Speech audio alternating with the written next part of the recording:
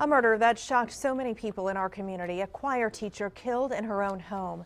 Over the weekend, we reported the arrest of two men in Kathy Blair's death last month. Police say Sean Gant Ben-Alcazar admitted to stabbing Blair. Timothy Parlin went to jail for a parole violation.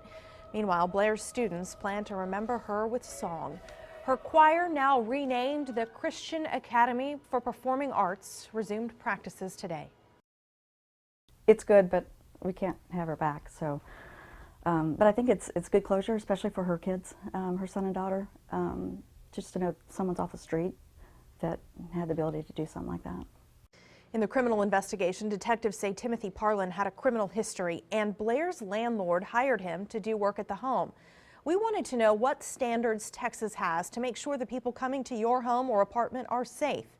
KXAN investigator Kevin Schwaller found landlords could face penalties in court for bad hiring decisions, but whether to hire someone is largely up to them.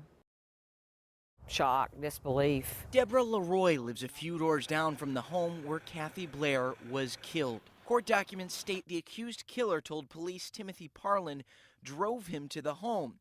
Investigators believe Parlin did landscaping work there before. Investigators say Parlin was out on parole from a 50-year sentence after a 1993 burglary conviction. That's scary, and I feel bad for the landlord in that respect, but that is something that really should be looked into. Even though police say the person who did landscaping at the home was a parolee, we found no requirement under Texas law that would make a landlord tell a tenant that somebody doing work at a house has a criminal history.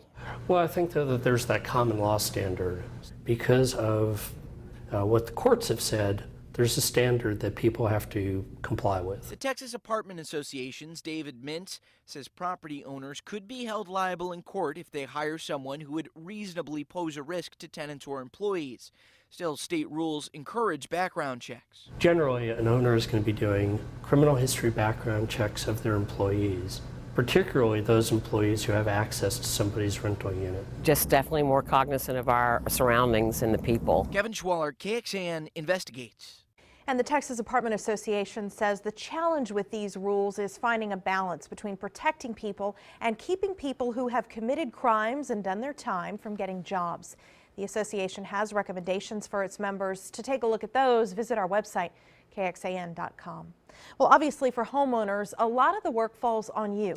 That's why we reached out today to the Better Business Bureau for some tips. They say it really comes down to one thing: doing your research. They say it's smart to get at least 3 estimates when hiring a landscaper or anyone else to work in your home.